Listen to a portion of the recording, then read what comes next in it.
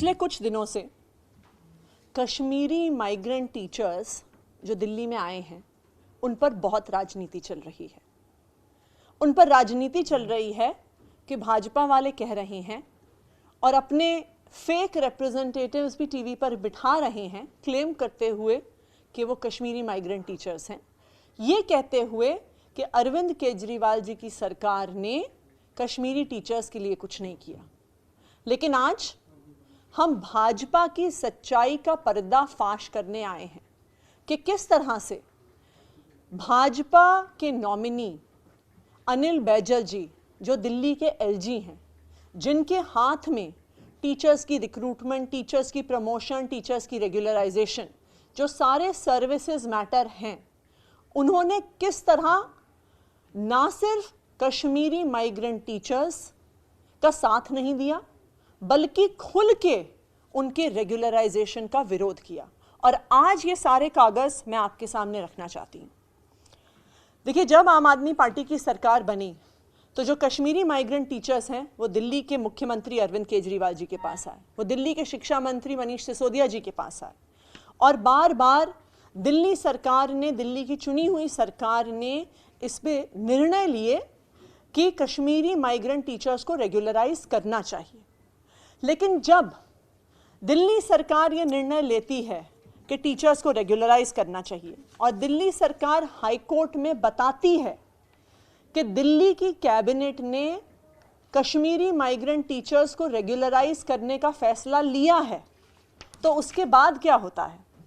उसके बाद एलजी साहब एक नोट लिखते हैं फाइल में कि ये सर्विसेज मैटर है और इसको सर्विसेज मैटर के तहत ट्रीट किया जाए, इस पर दिल्ली की चुनी हुई सरकार का कोई भी अधिकार नहीं है।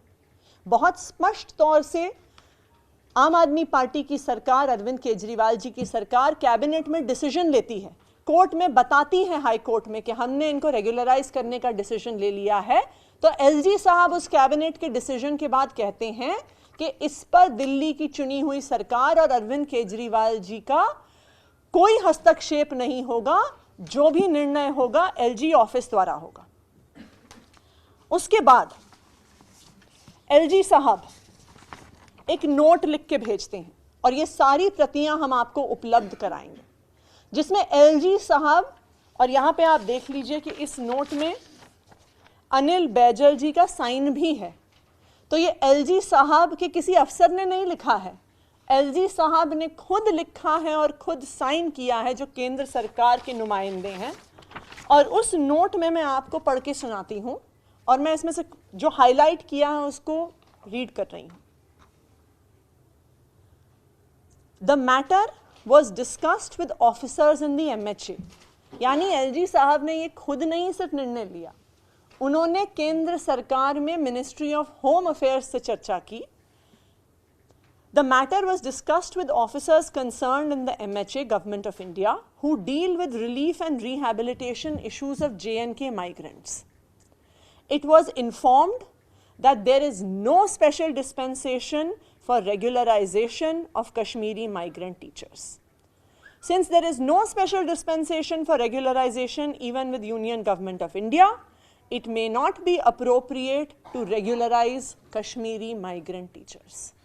ये एलजी साहब ने खुद लिखा है। जब हाई कोर्ट की डबल बेंच ये फिर से निर्णय दे देती है कि आपको रेगुलराइज करना है, तो फिर एलजी साहब को ये फाइल भेजी जाती है कि हम सुप्रीम कोर्ट में एसएलपी फाइल करेंगे डबल बेंच के निर्णय को चैलेंज करने के लिए। और जब एसएलपी फाइल होती है तो कौन प्रस्तुत होता है दिल्ली सरकार और एलजी साहब की तरफ से? पिंकी आनंद जी। पिंकी आनंद जी जो भाजपा की लीगल सेल की अध्यक्ष हैं, जो भाजपा की प्रवक्ता हैं, जो भाजपा का पक्ष रखने के लिए अक्सर टीवी चैनल्स पर आती हैं। तो आज ये सारे कागजात देख के एक चीज स्पष्ट हो जाती है। कल तक हम ये कह रहे थे कि भाजपा ने, केंद्र सरकार ने कश्मीरी पंडितों के लिए कुछ नहीं किया, लेकिन आज हम उस स्टेटमेंट को मॉडिफाई कर रहे हैं। आज हम ये कह रहे हैं कि पिछले 8 साल में, जब से केंद्र में नरेंद्र मोदी जी की सरकार है, भाजपा ने कश्मीरी पंडितों के रिहैबिलिटेशन का विरोध किया है, उसके खिलाफ काम किया है, उनकी नौकरियां पक्की होने में हर अड़चन डाली है। हमारे चैनल से जुड़े रहने के लिए सब्सक्राइब करें, लाइक करें, शेयर करें और बेल आइकन को प्रेस करना